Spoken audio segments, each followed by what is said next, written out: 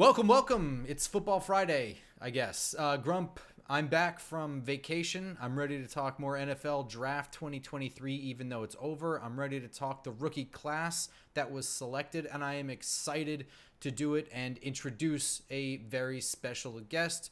He's the big, smart, natural Titans fan, Stoney Keeley from the SoBros Network. I would like to call him a good friend, and this is the sound that lets you know it's time to talk draft. Let's do it, man. What All are we right. drinking today, Stoney? Man, I've already been in on it because you're coming back from vacation. My vacation is starting today. I'm off the day job today. I was hanging out in the garage. I don't know, maybe this sounds like a scumbag thing to do, but I was hanging out in the garage just smashing beers at like noon today, smoking a couple Swisher Sweets, just having a good time. And then about 3 o'clock rolled around and I was like, man, I got to kind of sober up because I'm supposed to be doing Grump show tonight and I don't want it to be a total shit show. So my vacation's starting. Yours is ending. So I'm celebrating with water right now. No, it's okay. You Probably a you good call. you pre-celebrated. I'm like riding the coattails of my vacation into Memorial Day. So Nice, my nice. day job has gotten like 50% effort from me for a couple days now. There we go. That's how it goes this week, though, man. Nobody's working this week. Where are you headed? We're going down to Florida. It's a little town called Apalachicola. My wife and I have never been. We've only got we've only got a couple nights that we can get away. So we just wanted somewhere kind of smaller and quieter than all the crazy touristy beaches down there. And we found that they've got a pretty good brewery in town. So I'm gonna just go drink beer for a couple of nights and sit on the beach and then come back to Nashville.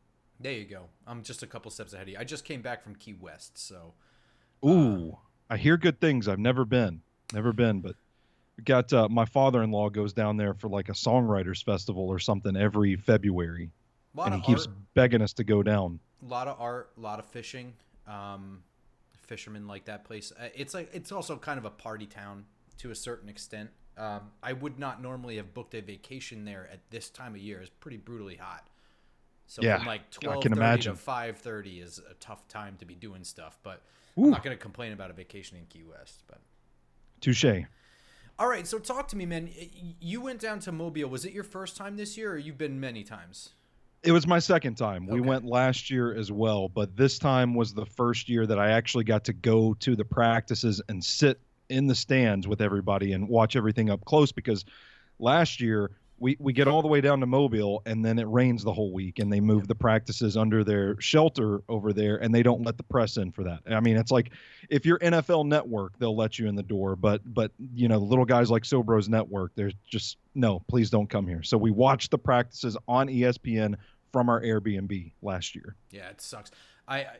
To be fair to people who haven't been down there, we tried last year to get into that practice. There was one that was raining, but it was still held at the University of South Alabama, whatever that field is called. I always forget. Hancock Whitney Stadium. There it is. Yep. That one we stood outside in the rain for, and then that.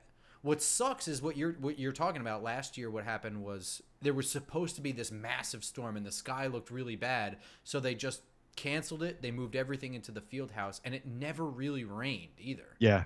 I was Um, bummed about that. My guy Stephen McCash was down there with me, and we were both covering the events that week. And we're sitting at our Airbnb, and we're looking on the TV, and he's like, "Man, it's not raining. It's not that bad." And he said, "Why don't we just get in our car and go down there and try to get in and just see what happens?" And I was so afraid that we would get down there and they would just tell us no, or that it would start raining on the way that I was like, no, let's just stay here because at least we know we can watch the practice here. yeah. And it's not everything that we want to see, but at least we can get some articles, we can get a podcast or two out of what we're watching today. You made the right choice because we try. I mean, where I was staying, we were right across the street essentially. Okay. Yeah. So we went there and we tried that. So the reason why they really do have to just be like, nah, you can't come, sorry, is because when you're at Hancock Whitney, it's a University of South Alabama field. There is plenty of stands. There's plenty of room for the fucking thousands of people that go to this thing. Yeah. The field house is not like it is. There's just enough sideline room for like NFL Network. There really isn't a ton of room, and also There's a ton of coaches down there with the players. There's all kinds of GMs and shit that are watching these practices. There's barely enough room for them in that field house. It's like, I don't even think that field house could maybe like hold 2 prop planes. Like it's small. Yeah. And teams take entire scouting departments down there to this Yep. thing too. So I don't know if I told you this story, but I ended up on the Yep. coaching and scouting side of the stadium this year. And I look over and there's just like 8 dudes in Titans hoodies sitting in the section next to me. So to give people an idea of how well represented most of these teams are down there, they're going like I probably like 15 to 20 deep from each team. Yeah. Yeah. So let's talk about it. We talked a little bit before the draft on your show, leading up to the draft. We didn't get a chance to talk right before it because I think you and I were both cramming. And so Yeah. tell me, what did you do draft night? Man, my friends at 440 Sports held a wonderful draft party at a place owned by Sinkers Beverages here in town. Went out there. I think there was like 25, 30 people there. We watched the draft live.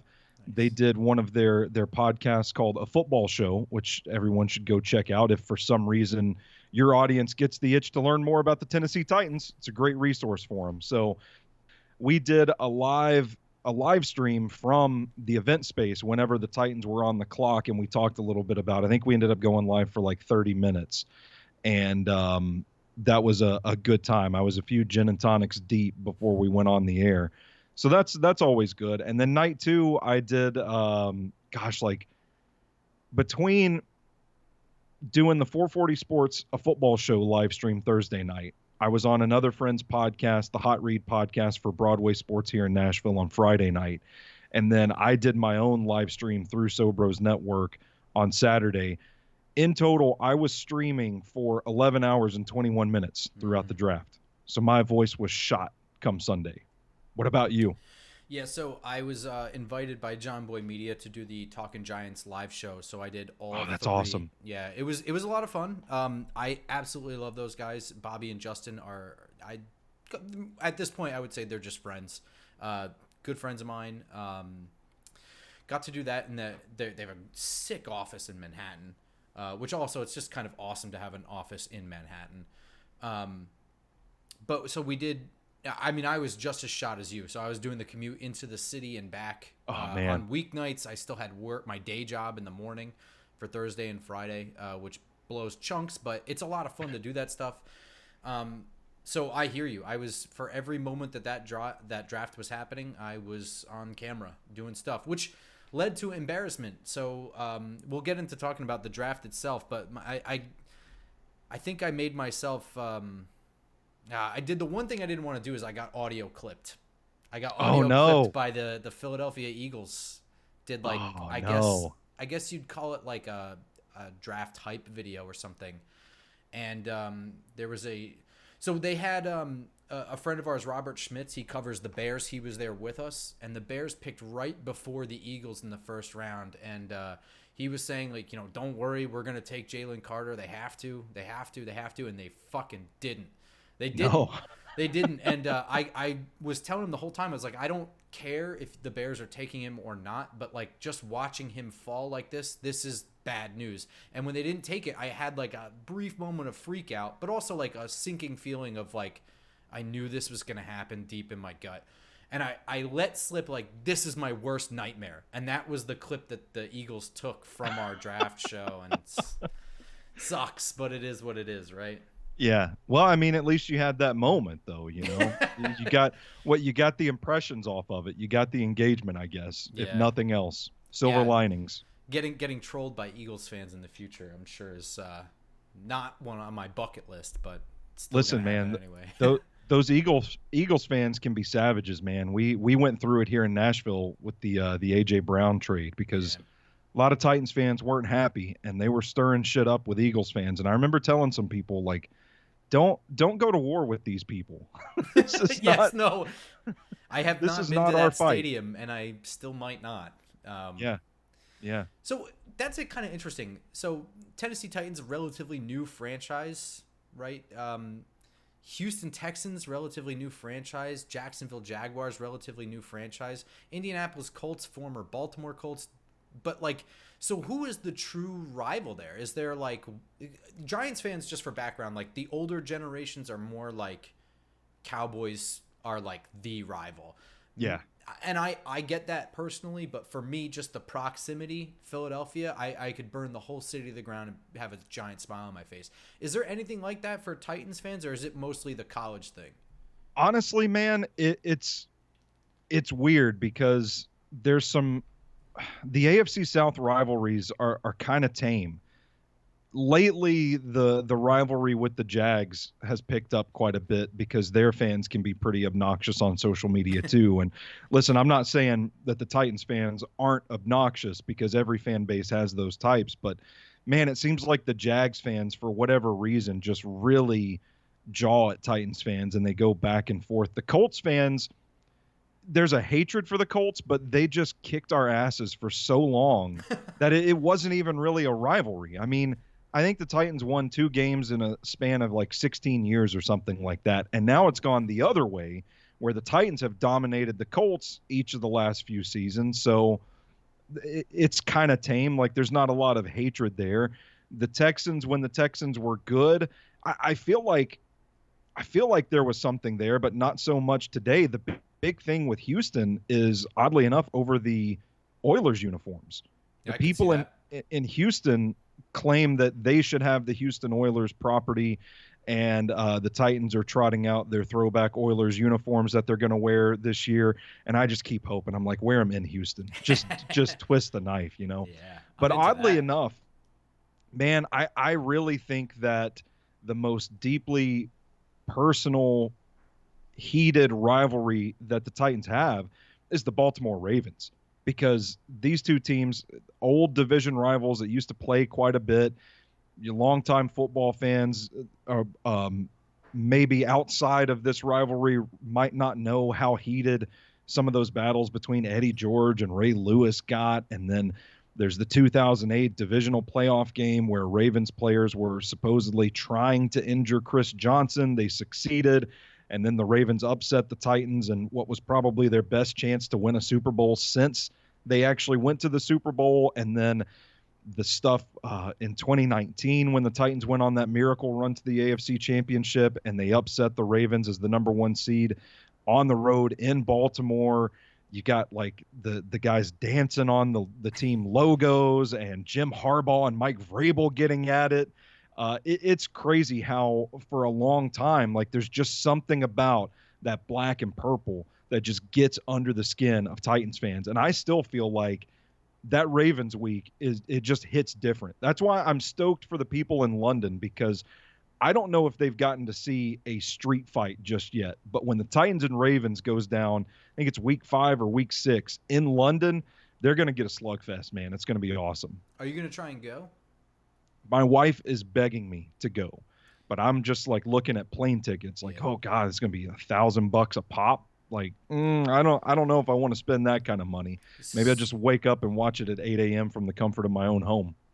I mean, first of all, that's super interesting because the Ravens, that rivalry with Pittsburgh is so strong. Oh, that yeah. I wonder Yeah. how much Ravens fans really think of the Titans as a rival, especially being outside of the division. But that's really interesting because obviously you bring up a good point. You're more in tune with that than I am, but that is kind of interesting. I will say I went to London this year. I didn't go in 2016 when the Giants played the Rams. Mm-hmm. I didn't go in 2007 when they played the Dolphins. I think it was 2007. I didn't go to either of those games. I regretted it.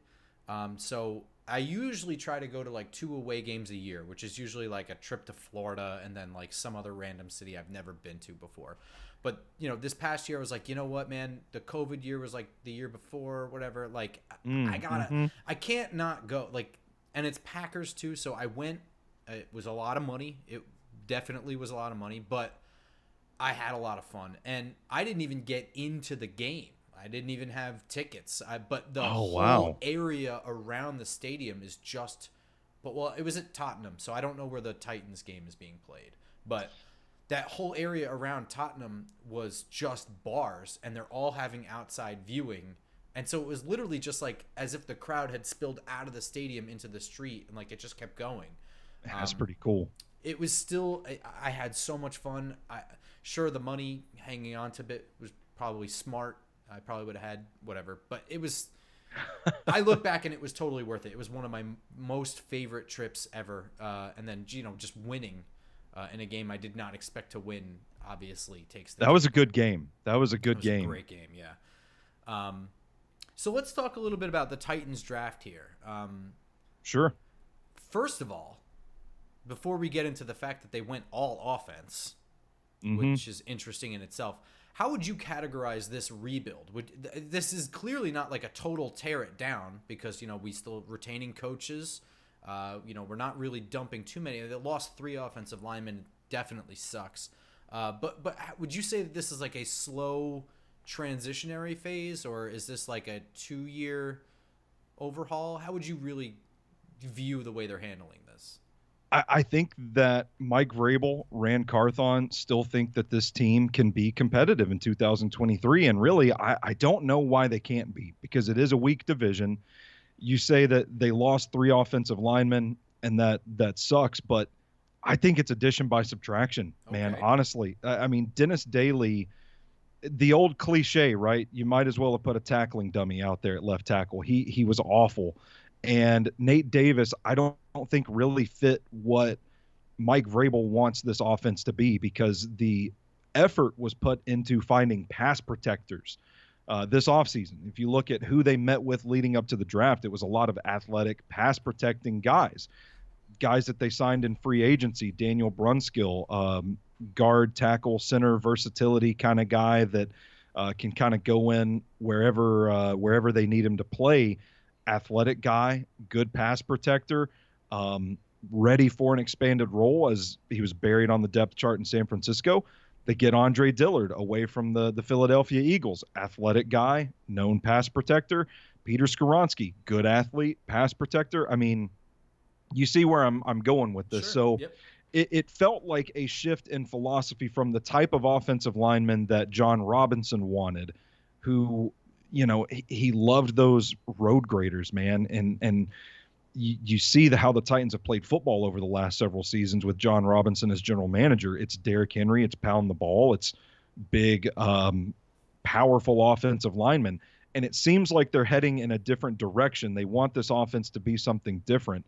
And I think it's going to be better for it. So I don't know that it is necessarily, I don't think it's a complete rebuild just yet. Like, they're not just ripping the Band-Aid off, because they still have Ryan Tannehill. They still have Derrick Henry for now, with that caveat, because those trade talks are not going away anytime soon. I think those are the last 2 guys, with Kevin Byard at safety as well. I think those 3 guys are kind of the last of this last generation of Titans that had an open Super Bowl window from 2019 through 2022 before it was slammed shut on them. So I kind of feel like this draft was a lot about maybe setting themselves up so that they had key players in key positions to where maybe if they do need to just tear it down and completely rebuild in 2024, they can address it then. But I don't think that this was I think you're right to say it's not a complete rebuild right now. It seems more or less like they're filling a few holes with the future in mind, if that makes sense. So with that being said, like you said, you alluded to, but I was going to ask anyway, the transition away from the road grader style offensive lineman to the more athletic offensive lineman, including Jalen Duncan, who is taken late in the draft, 6th round, I think, right? Let's pretend that Derrick Henry doesn't get traded this year. How much longer do you see him in Tennessee as they transition away from that style of offense potentially? Yeah, it's I think he can still be successful if they tweak the offense a little bit. And maybe we'll get into this a little more with the Tajay Spears pick, but I don't see that as much of Derrick Henry insurance as I do another weapon for this offense, because I think they needed weapons. They needed playmakers. And the Titans fan base was pretty disappointed that they didn't go get a wide receiver before they did. But you look at the addition of Spears and Josh Wiley, the tight end out of Cincinnati. They signed Chris Moore out of Houston, who had a pretty good year, especially down the stretch for the Houston Texans. Like they're adding bodies there, so I think they want to be a little more multiple and a little more simplified, if that makes sense. Like the Chigakonkwo, the tight end, was talking the other day after OTAs and his media availability about how they've changed some of the language that they're using to call plays to where they can say one single word and everybody knows the play. So they're wanting to move quicker. They're adding bodies. They want to be a little more versatile. So I don't think it's necessarily that they want to get away from the ground and pound. I just think there's going to be, they want more ways to beat teams instead of, just Derrick Henry, because I mean, defenses showed, I can think off the top of my head, the Bengals playoff loss, the Chiefs playoff loss. Defenses, if they can get to Derrick Henry before he can get going, they could effectively shut down the Titans offense altogether. And I think they're trying to avoid that sort of situation. So I don't know that it's necessarily from a philosophical standpoint, they're going to get away from running the ball. I think they just want to do it in more and different ways. And if they can't get anything for Derrick Henry, I'm not going to be surprised if he's the one out of this generation of Titans that they try and just sign to an extension, a cheaper deal, and just let him ride out his career here with the Titans. I wouldn't be surprised to see that at all. Yeah, this is interesting. This is why I wanted to do this with you, is because I do kind of look at what the Titans are doing, and I see a little bit of what the Giants sort of did last year. I see some similarities between the Barkley offseason and the Henry offseason. I mean, similar, not the same situation, but like I kind of agree in the sense that I think the Giants want Barkley here next year or whatever, this upcoming year. I think that they clearly wanted him here for probably like 2-3 years. They offered him an extension last year. Sorry, my cats are being cats. I know how that goes. They offered him an extension at the midway point in the year last year. He turned it down. But I do think that they are transitioning to less reliance on Barkley. They understand that he might be the engine to the offense or whatever. But I think relying on him to handle like 90% of the snaps is just not an effective method. And they seem to, they drafted Eric Gray. They had Matt Breida brought in last year. And I think that they're going to kind of transition into that like running back by committee approach again if they need to. I mean, while they have Barkley, they'd like to use him, obviously. He's like an all-star. But if it means he's going to walk away in 2 years, I don't think they're going to replace him with another all-star. They're just going to kind of group it together and work that passing offense kind of thing. Yeah, and that seems to be the trend, but I'm glad you said that, because as you're making this comparison to the Barkley and Henry situations, I'm thinking, well, the Giants got a guy earlier in the draft too, and Eric Gray, who I like a lot as well. So you see that similar sort of philosophy there. There's definitely a parallel between these two situations, I'd say. Sure. So let's talk a little Tajay Spears. We got to see him at the Senior Bowl. He was, I love him. Yeah, it was one of the guys that, I mean, he had one or two things where even if you weren't watching the running backs, you heard the crowd, and it's kind of like that there. Like, you're watching one specific thing and you're looking at really like minute things like, oh, look at his footwork. And then you hear the crowd like over here and you're like, what's happening? And you look over and there's like some highlight play of a guy just taking off or running somebody over or making a one-handed catch or whatever. And he was kind of one of those guys. He was like a highlight guy down there. How much do you envision him being a part of the offense this year? And does the ACL injury worry you, or are you just kind of like, it's the NFL now? The ACL injury doesn't worry me at all. Okay. And I don't, it's not even technically an injury. I mean, he's recovered from it. He had a really, really good 2022 campaign, really prolific running back at Tulane. It's just that he doesn't have an ACL, which is weird, but also Hines Ward played his entire career without an ACL. He didn't even know he didn't have an ACL until he got to the draft and they were going through all the physicals and stuff like that. And they're like, dude, you don't have an ACL. So it's not that worries me about Spears. I know there's an arthritis diagnosis with him as well. And it could be that's the thing that worries me, that like maybe this guy's not going to see a second contract with the Titans, because it's a similar thing to what Jay Ajayi and Todd Gurley went through as well that forced them into early retirement. So that part kind of worries me. But from looking at his tape, seeing him at the Senior Bowl, seeing him the combine, the pro days, all the stuff leading up to the draft, he's fine, man. And even getting a little frustrated with Nashville media, because once he made it to town, people just kept asking him about the ACL. And he just had to keep telling people, I'm fine. I'm perfectly healthy. I'm fine. It's okay. Now, the Titans do have a bit of a gag order on the media right now because OTAs have been going on this week, and they're telling people you can't report what we're doing out here from a personnel formation standpoint. So a lot of our press guys can't talk about the way that players are being used right now, or else the Titans will just revoke their press access and they won't get to go.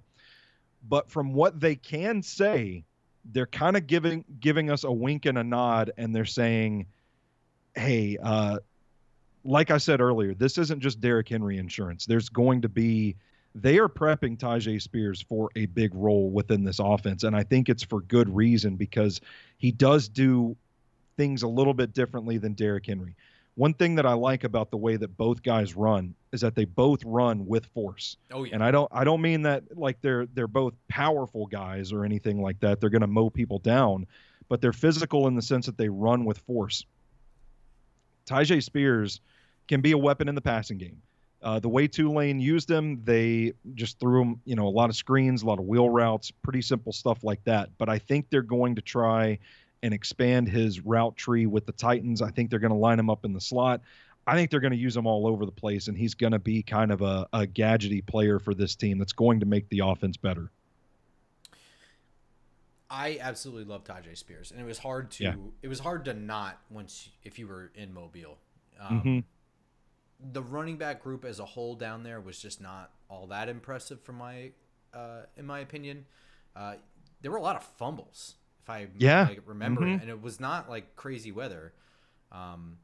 But yeah, Tyjae Spears was the one guy that was like, oof, he is something, man. And I think you saw one of his big weaknesses, to me anyway, was pass protection. And there were times when they would run the drills in Mobile, and like Cam Jones would just plow through the guy. And you're like, oh boy, that's a liability if you're counting on him to get out there and block somebody. You see it sometimes on his tape. He would get to the line of scrimmage and just kind of tentatively look around, and instead of seeking out the block, he would just kind of stand there and drift a little bit. And you don't know what he's coached to do and what he's not coached to do, but it looked on the surface like he's not really that tenacious of a pass protector. But I'll give him credit, because those instances when he got mowed down in Mobile, he got back up and he played with a chip on his shoulder. And the next rep he got in those pass protection drills, he would win. So I give him credit for fighting. Yeah, and you know what? To be honest, with running backs, that's like the most common guy coming out of college thing that needs improvement, right? For sure. Yeah, agreed. Absolutely. So the Titans pick up Pete Skoronski. Somebody I really liked, but I think was a polarizing pick in that, I guess, the arm length, the size, just maybe not a true tackle despite whatever you might have seen. But, I mean, Big Ten guy playing left tackle and playing lights out has to account for something. That being said, I think everybody agrees that if he winds up having to play guard, he's a potentially like an all-pro guard. For sure. I'm just curious what you think of him, what you think his role with Tennessee is going to be this year and into the future. Like, is this the tackle forever, or do you think he's a tackle for now, and then as years come, free agencies come and go, and drafts come and go, is he moving inside kind of thing? They turned him in as a guard on the first night of the draft, and as much as they wanted to say like open competition, we're going to see, get our best five out there and just see how they fall. But it sounds like from what I'm hearing, they're counting on him to be a guard. Okay. And I think Andre Dillard is going to be the left tackle until it doesn't work out and they need to make a change. So I'm happy with the pick. I think the Titans were ecstatic that he was available. I don't know if you noticed this live, but pretty much as soon as the Titans were on the clock, that card was turned in, and the little graphic that came up and said this, the pick is in. Hearing Rand Carthon talk about it, they were so convinced that the Chicago Bears were going to take Peter Skoronski that they didn't even think he was going to be available at 11. So it's funny because I think Will Levis probably would have been the pick at number 11 if the Bears had taken Skoronski. But whenever they went with Darnell Wright, man, Mike Vrabel, Rand Carthon were doing cartwheels because, like you said, this guy, I mean, he can be a 10-year starter at guard. And I know he doesn't have the length to play tackle, but it's okay with me, man. The value might not have been there for some analysts, for some fans that looked at it and said, you don't invest the 11th overall pick in a guard. But I'm looking at it like, one, if the guy's going to be a 10-year starter for you, hell yeah, that's a fine pick. I'm not gonna complain about that. And two, when you look back at the 2022 season, the offensive line was the root of the problem, why things fell apart for this Titans team. I mean, it is simply a block or two here or there could have flipped a couple of games, and we're talking about the AFC South champions, playoff contenders. So I get the vision for it, and I like the player a lot. Really fundamentally, technically sound. I think he's going to be a good left guard for the Titans for years to come. Yeah, I don't know about you, but the Andre Dillard penciled in at left tackle is scary to me. But see, you take a guy like Pete Skoronski and you say he's a guard and you train him to be a guard, but if shit hits the fan, you have a tackle on your roster. Yeah, for sure. That's the way I see it. So what's really interesting about that is, like you said, Will Levis was probably going to be the pick at 11 had Chicago not taken Darnell Wright. We'll get to Will Levis in a second, but getting him in the second round has to be amazing value. But good value, yeah. Interesting, we skipped over this. So the Titans went all offense in the draft. Yeah. But there is a significant need on defense, I would say, for corner, right? And the Giants I came felt away with, so, yeah. Yeah, the Giants came away with Deontay Banks before Joey Porter, who fell to the second round. So I'm just curious your thoughts on Banks, your thoughts on Porter, that whole scenario, and the Titans not taking a corner at all. Man, there was a part of me. I mentioned the live stream at 440 Sports on draft night where the Titans are on the clock and they're just kind of asking us, who do you hope it is? And Christian Gonzalez is right there, just slid to the Patriots at like 16 or something like that. And I'm like, please be Christian Gonzalez. Just please, it's easy pick right now. He was my cornerback one in this draft. Obviously, the Titans they feel good about what they have for some reason. I don't know what it is, but I would have liked a corner in this draft. Deontay Banks was actually cornerback 3 for me, if I'm not mistaken. I've got my big board up, but I don't have my cornerback rankings. He was my 18th overall player. Really good athlete. And that 9.99 relative athletic score, 4.3 40. Savvy guy, he's calm, cool, collected. I just felt like he was the total package of traits and potential. I would have been fine if he was the pick at 11. If Christian Gonzalez and Devin Witherspoon are both off the board, I'm like, hey, bring me Deontay Banks there. So I think I told you on my show, but I don't know how many of your listeners actually listened to that, but I'll just reiterate it. I married into Jersey. All right. I married into Giants family. My father-in-law's texted me about the Giants pick, and I'm just like, dude, you knocked it out of the park with Deontay Banks. I loved it. What did you think of that one? Oh, I loved it. I'm all about it. I had him ranked as my 4th corner behind Joey Porter, but I get what I think is the reason is his tenacity to come up and play the run is not something that Joey Porter really had on tape. I also think that Joey Porter was maybe a little bit overrated. I still had him ranked higher than Banks, but people were like, yeah, he's like, in the top 15. I don't even know if he's a first-round pick. I had him graded around the end of the first round, and I had Banks right at the top of the second round. My issue with Porter was that he just seemed to panic whenever he was beat. And he's got great length, good athleticism, but whenever a guy beat him, it felt like he would just kind of panic and grab or nudge. Times that I noticed him just outright like clothesline a guy and knock him down, I'm like, this, if he doesn't clean that up in the NFL, he's not going to play long because he's going to be a liability I because he's agree just with you. going to be, they're just going to be throwing flags left and right when he's out there. So that was my issue with Joey Porter Jr. Yeah, I agree with you. Um, so I think both of our teams had great value in the second round. Will Levis falling out of the first round, your potential, heir apparent to Ryan Tannehill. The Giants Yeah. took John Michael Schmitz, who falling to them in the second round is insane. Talk to me about Levis, how much you liked him going into the draft. Talk to me about Malik Willis as well. I'm just curious in your thoughts on that whole situation. Man, I really don't think this coaching staff. I don't think that they're sold on Malik Willis. And if you listen to Malik Willis and press availability and stuff like that, he just kind of sounds like I don't know. I don't hear that like passion, that fire in him, and it kind of seems like he's content to just be relegated to QB3 here. This was a John Robinson pick. John Robinson thought he was getting great value, thought that he was, getting ahead of the need for an heir apparent for Ryan Tannehill, and he just didn't. He just didn't play all that well. If you watched the offense with Malik Willis at the helm last year, the Chiefs game, the Chiefs game, he showed some flashes. That's another of those games where like if the protection's a little bit better, maybe they make a few more plays, maybe that one goes the other way. But the Texans game, man, they hardly called any passes, Yeah. and it's from the neck up with Willis. It's his ability to kind of recognize, identify what's going on, play fast, and it's not.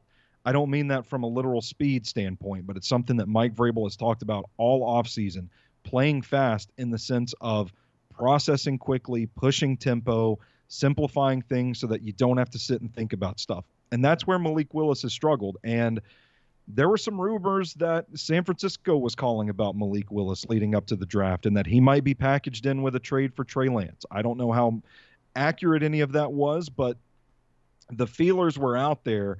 Seattle, another team that was supposedly kind of kicking the tires on Malik Willis as well. But I think they're willing to move on from him. And if he does take a big leap and he does start to grasp the offense, then I think it puts the Titans in a pretty good position to move on for Ryan Tannehill, because now you've got two guys that are making each other better. And you've got two guys that are really competing to get that job. And worst case scenario, you got a quality backup on a rookie contract. So I'm not really factoring Malik Willis into this discussion at all. I still think Ryan Tannehill gives this team the best chance to win in 2023. But I think that Will Levis is going to be the guy. And this season is just going to be about, can he prove that he's already ahead of Malik Willis? And can he develop quickly enough that this team feels comfortable to move on from Ryan Tannehill? I mean, best case scenario, Ryan Tannehill just plays out his contract and he goes on to greener pastures after this season. Will Levis can take over in 2024.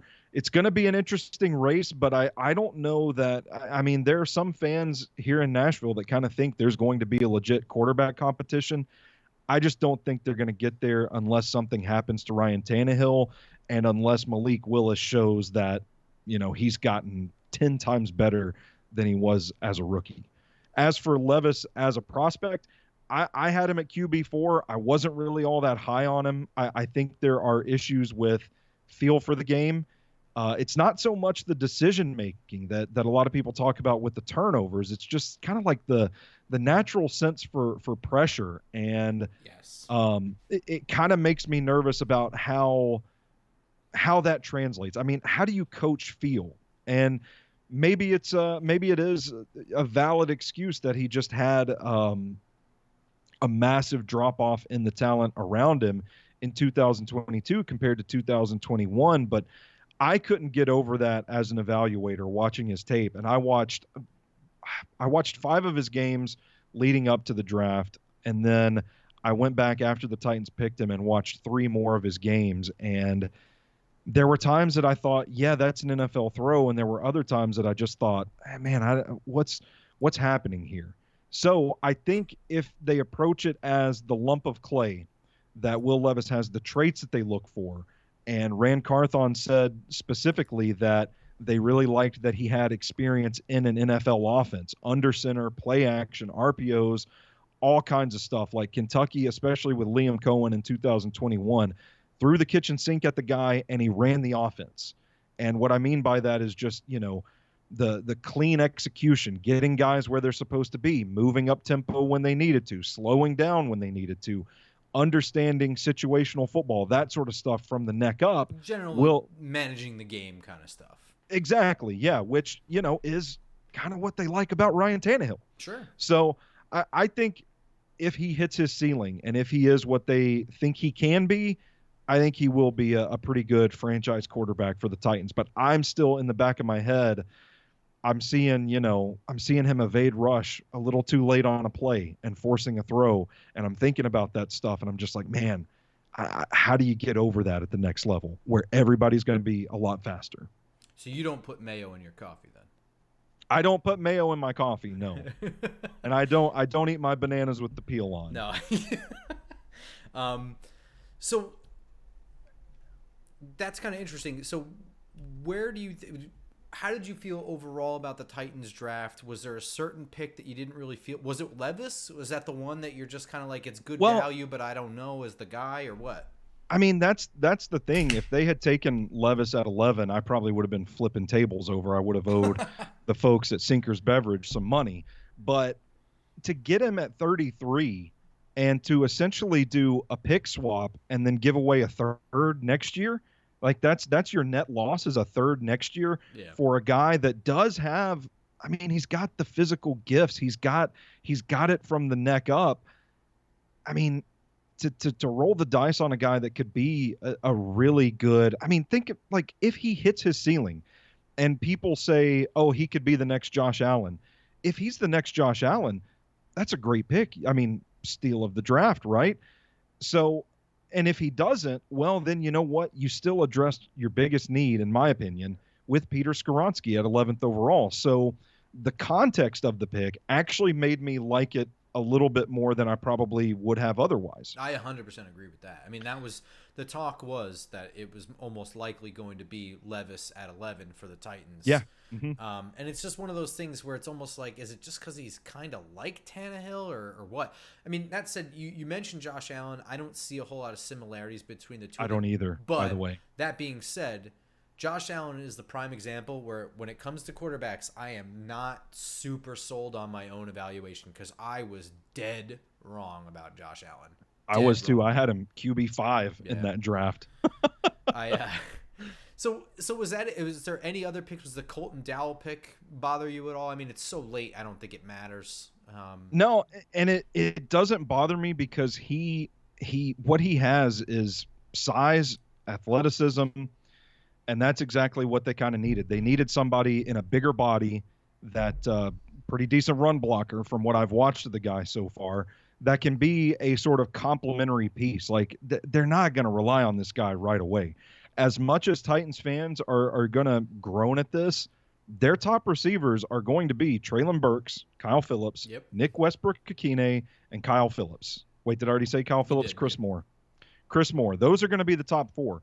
It would be awesome if Colton Dowell pans out because he's got the build and the skill set to be something in the NFL, but he's also coming from a lower level of competition. It's going to take him a while. So to me, I kind of felt like, okay, you didn't get a wide receiver, but you got Tyjae Spears, who's going to be a factor in the passing game. Right. And you got Josh Wiley, who was a kind of jack of all trades tight end that you needed to really accentuate your tight end room with Chigakonkwo, who's an electric playmaking receiver and a constant threat vertically in the passing game. And then you signed Trevon Wesco from the Chicago Bears, who's going to be your blocking tight end. So a lot of people were irritated about that pick. And that, well, not necessarily picking Colton Dowell, but that they waited until the 7th round to get a wide receiver. But looking at the totality of the draft, I see the vision, man, because this is a team that's still going to want playmakers at every position. So if they move on from Derrick Henry, they've got Tyjae Spears. If they want to move on from Ryan Tannehill, they've got Will Levis. They've got a complete tight end room now. They've got their offensive line theoretically patched up between the additions of Skoronski and Jalen Duncan in the 6th round. It's not an offense that's going to be throwing the ball to their 5th wide receiver all that often. Right. So it's fine with me, man. I actually ended up really liking the draft because of the value that they were able to get out of pretty much every pick, even Skoronski at 11, who a lot of people thought was the best offensive lineman in this draft. But if you project him as a guard, most people aren't going to invest a top 5 pick in an offensive guard. So for him to fall to 11, man, thankful for the Chicago Bears for taking Darnell Wright and shooting him on down to the Titans. But as a whole, the offense is by far what needed to be fixed this offseason.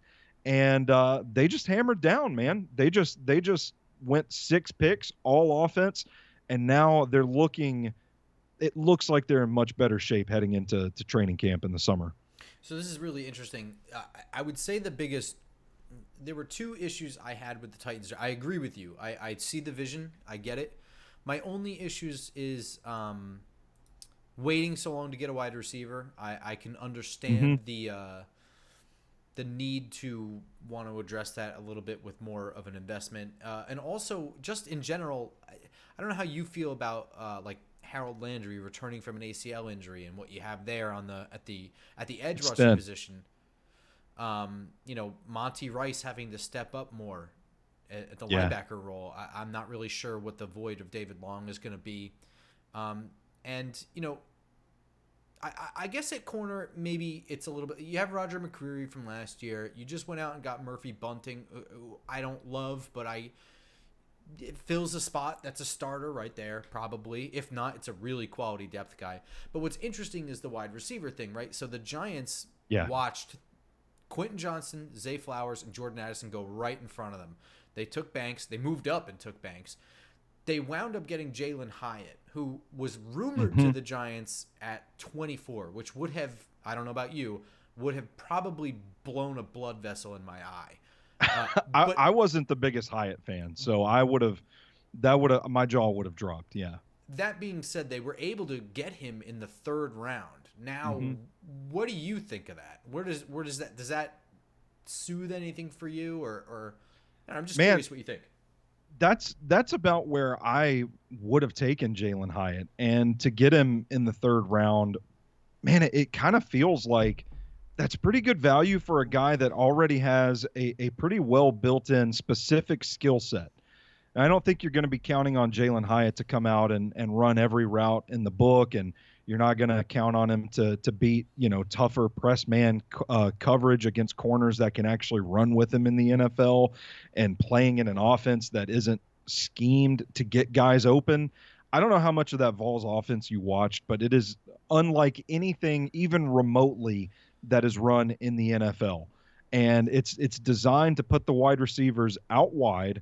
They push tempo. Yep. So they're all option routes too. Like there's no real nuance to what the Vols wide receivers do in Josh Heupel's offense. It's either you go or you don't.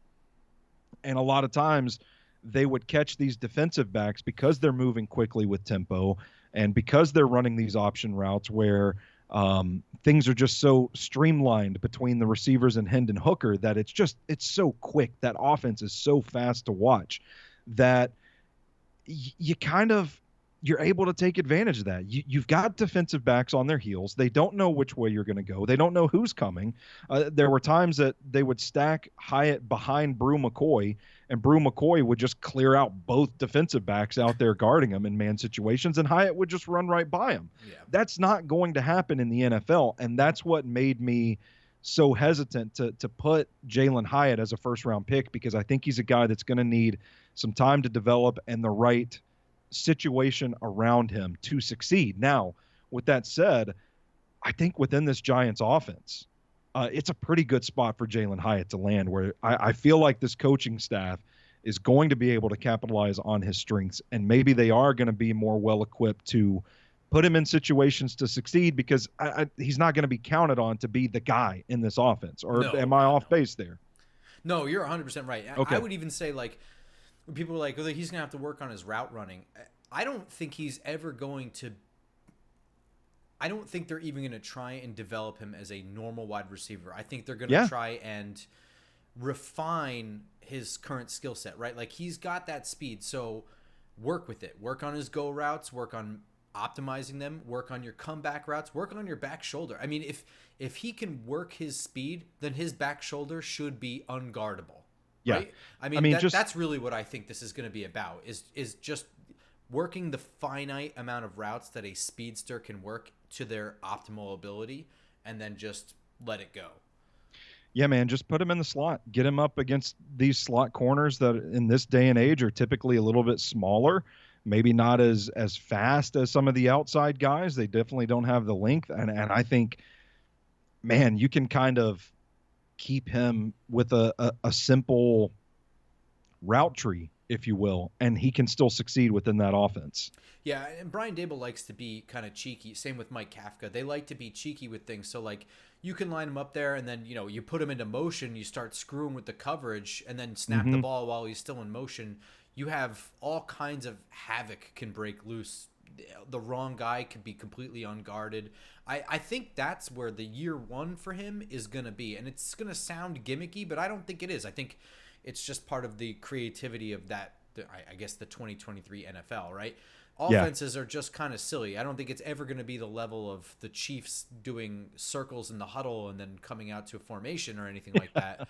But all kinds of things where it's like you just put him in motion and you start screwing with coverage. You start getting him in favorable situations, or at least you create a favorable situation for another receiver or Saquon Barkley coming out of the backfield or something like that. You take something that you see on tape with what they do with coverage and you fuck with it with Jalen Hyatt because you put that threat out there and you just make them overthink it.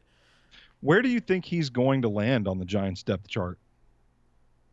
It's weird because you have the Wan'Dale Robinson injury, and it's going to depend on his comeback in terms of I don't know. I mean, I understand, like, your X and your Y and Z is all going to be just different personnel or whatever, but as far as the hierarchy of who the starting group is going to be, I don't think he's going to be really part of that in year one. I think that, like I said, it's going to be something they see on tape, something that they feel comfortable with, but they're not scared to play young guy. It's not going to be because he's young. It might just be because of what they're able to do with him early on. Interesting. But I would say to start out, he'll probably be behind Darius Slayton. Okay. So, we're talking wide receiver 4, wide receiver 5, and I think that's fine because I think they're going to kind of attack things with numbers anyway. I think that they'll sub in and out guys. I mean, who would have thought that, practice squad pickup of Isaiah Hodgins was going to be such a huge addition to this team? Won me some fantasy games last year. What do you think? Just curious, because like Giants fans seem to. There's 3 groups. There's the people who are like the Daniel Jones, like, all-inners who are like, he was throwing to Isaiah Hodgins all year. What do you give him a break? Then you have like the super fan who's like, Isaiah Hodgins was a steal, great work by the GM, which is not a lie, but they'll overstate his abilities. And then I think you have the kind of realistic fan in there that's like, I think that that's a legitimate piece of an offense that can do damage when he is not the guy. And I think that's where I land on him. I'm just curious what you think in whatever you were able to see of him. It kind of felt like one of those streaks where he kind of got hot and kind of caught people by surprise. And I think you see the talent, you see the skill set there, but it's just a matter of where does he land when he's not playing with his head on fire kind of deal. Yeah. And I think I'm kind of right there with you where, like, if he's not the guy, I think this is a pretty good piece to have on the offense. But I don't know that we're seeing, a wide receiver on the trajectory to become, the Justin Jefferson or the Jamar Chase of this offense or anything like that. No, but it was fun seeing him school Patrick Peterson a little bit. Yeah. Mm-hmm. I don't know. Was there any other things with the Giants draft? John Michael Schmitz, how about him going after Joe Tippmann? I was so pissed about that, man. Yeah. I mean, it just fucking drove me nuts. I'm not the biggest Tippmann fan to begin with, but I really like John Michael Schmitz. I thought he could have been a first-round pick. I liked him so much. Let me see. I've got my big board here. I had him pretty high on it. I thought he was one of the safest players in this draft. I mean, I was so impressed by him. Yeah, I had him at 16 overall on my Ooh, big board. that's high. I loved him. I thought he was kind of the field general type. Like we saw him at the Senior Bowl, and he's out there coaching guys up on how to run the plays, and he's like another coach on the field. And this is a guy that hasn't played a down of NFL football. I was so blown away by that. Really good, quick first step, really good lateral movement, plays with good leverage. I mean, to me, he wasn't as good as Tyler Linderbaum the year before him, but I kind of thought like that's a guy you can take in the first round that's probably not going to be a sexy pick, but he's going to stand out and he's going to be a center for 10 years in this league. Yeah, I mean, I love the fact that you called him one of the safest picks. Safe, I think, is like almost like a taboo among people when it comes to the draft, but it shouldn't be, man. I don't think it should be, because like safe to me implies high floor. And there's never anything wrong with taking a high floor guy. I think people get obsessed with swinging for the fences on, high ceiling stuff. And understandable. High ceiling is obviously something to factor in. It's really important. But when it comes to draft picks, especially when you're not in the first round, a guy with a high floor, if you have a guy who's like, yeah, he's going to be a starting center, that is where he's already at. That's a win. Mm-hmm. Holy shit. Yeah. Are you kidding me? A starter? For a fact? Okay. You got me. And one of the things I really liked about him that I didn't really like Joe Tippmann all that much at all. I had Joe Tippmann, I think, at like the top of the third round. I really was not a big fan of Joe Tippmann. I had him lower than that. Yeah. Let me see where I've got him on my center rankings. Yeah, he was my 7th ranked center. Ooh. I had him that low. Yeah. I didn't really understand what everyone was enamored about with him. But what I really liked about Schmitz was the wrestling background. And it was one of those things that I didn't know, but I could tell and then looked up to verify. It was like, he understood leverage. It was more like, even if he was reacting and he was a little bit late, you could see that he was anchoring himself to get in the right position. He understands how to grapple and shit like that. And at the end of the day, NFL players, they're going to be going against guys that are just bigger and stronger than them from time to time. And especially in this division, with him being at center, playing against the Eagles, playing against even Washington has a great defensive line. There's going to be times where he's lined up mano a mano with someone who is just more powerful than him, but understanding leverage and understanding how to grapple. Sure, you might lose the rep, but if you win for long enough, that's all that matters. Yeah, and scrappy guy, the comparison that I heard after seeing him at the Senior Bowl was he's basically like the northern Ben Jones. Okay. Titans fans very familiar with Ben Jones. Alabama boy, went to Georgia, played for the Houston Texans for a while, came to Tennessee. He's one of the toughest, scrappiest guys, a real glue guy along the offensive line. So that's high praise coming out of Minnesota to be called the northern Ben Jones. I would say the second round, I'd consider it a steal where they got him. Oh yeah, we were ecstatic. Yeah. That was one of those ones where they got like a viral looking reaction that I think was an actual true to honest reaction from all of us. Sure. Even Robert Schmitz, who was a Bears fan, was there. He was happy for us.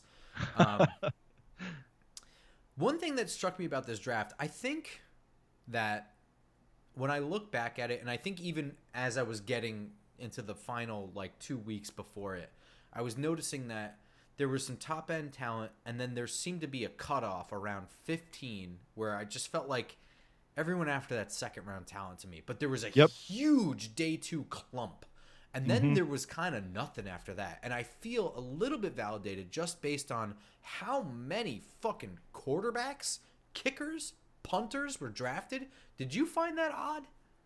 Yeah, I did. And especially, I mean, you think about how the wide receiver situation played out. I mean, A.T. Perry not going until late in the draft too.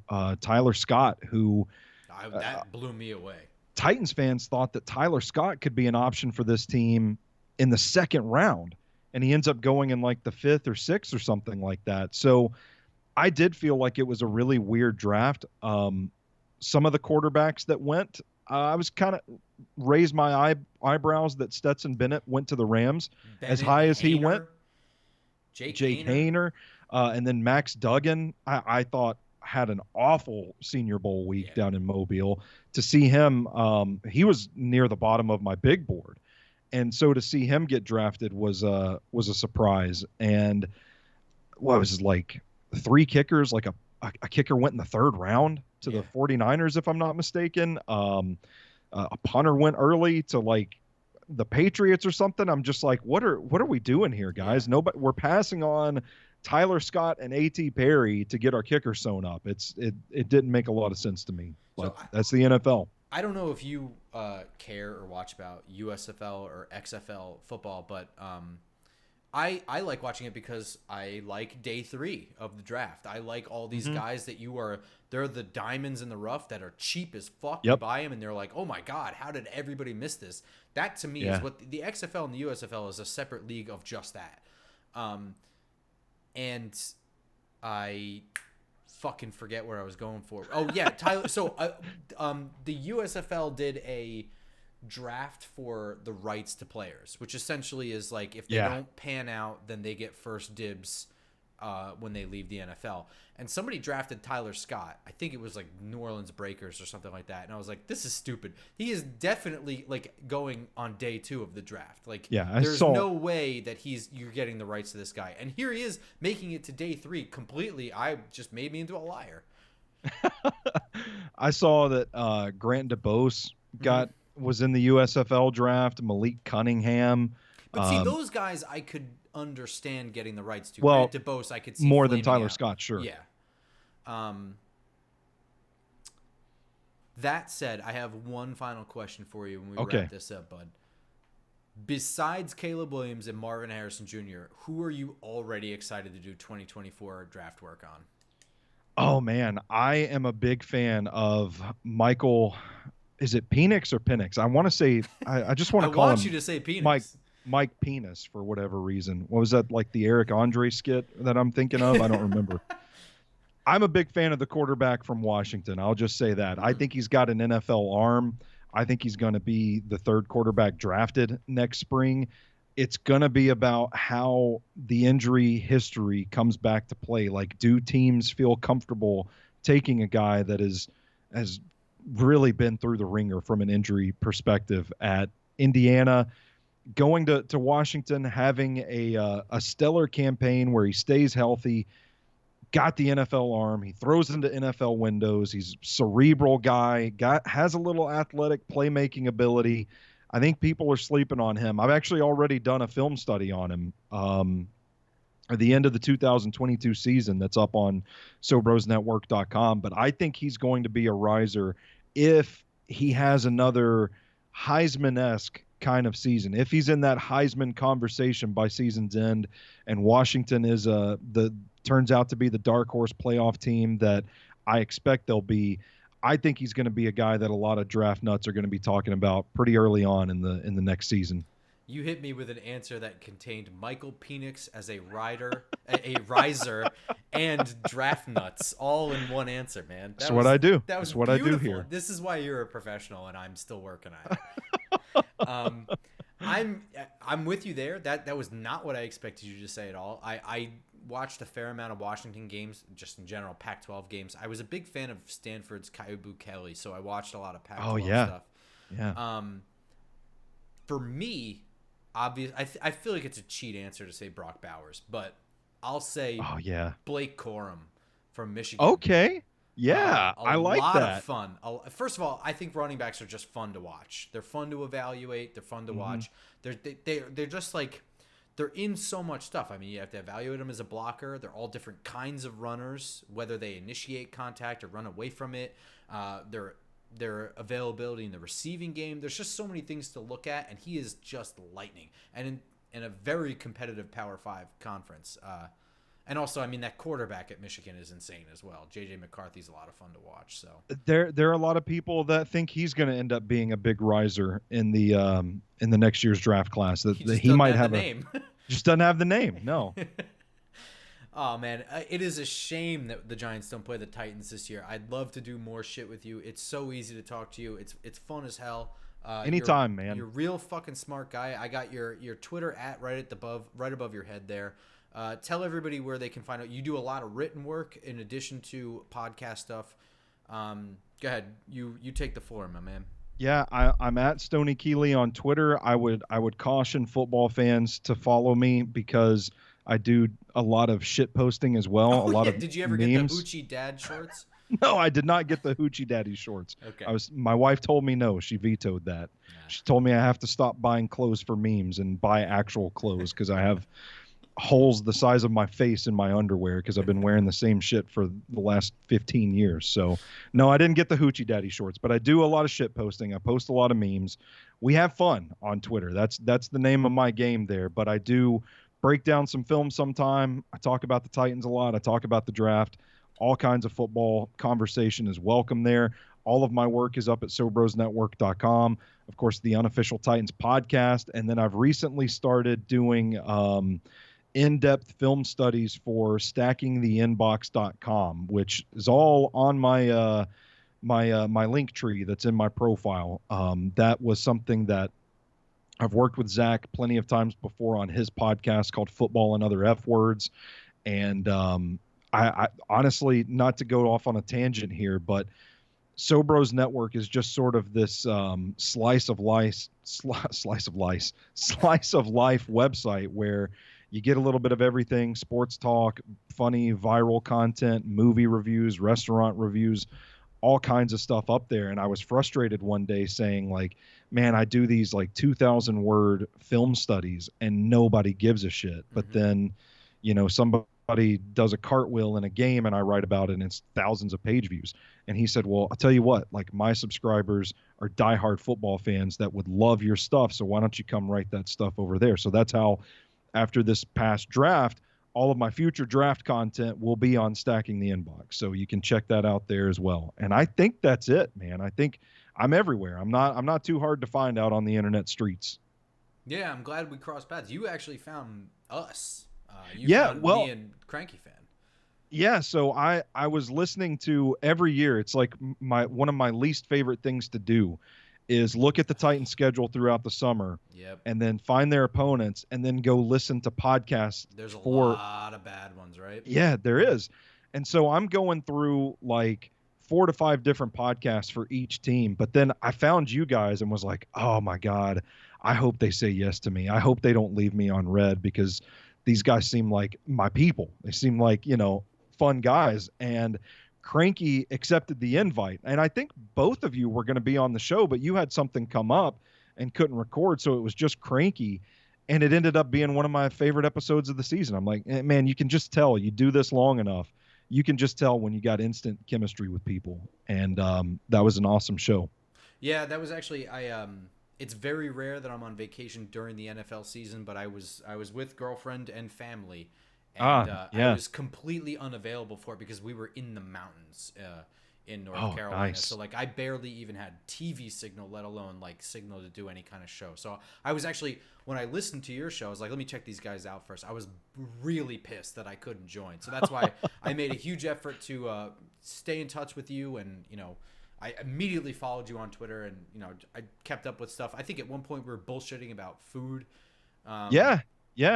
And New Jersey too, if I'm not mistaken. Yeah, so I'm super glad you came on. Thank you. I hope you have a great Florida vacation. I know I did. Thanks, man. And I hope that you get there safe. And we'll talk in the future. All right. Appreciate it, man. Anytime. All right, that's gonna do it for this show. See you guys next time. As a reminder, remember to follow me on Twitter for more of my shit. And if you like my shit, hit the subscribe button on YouTube. All right, see you guys.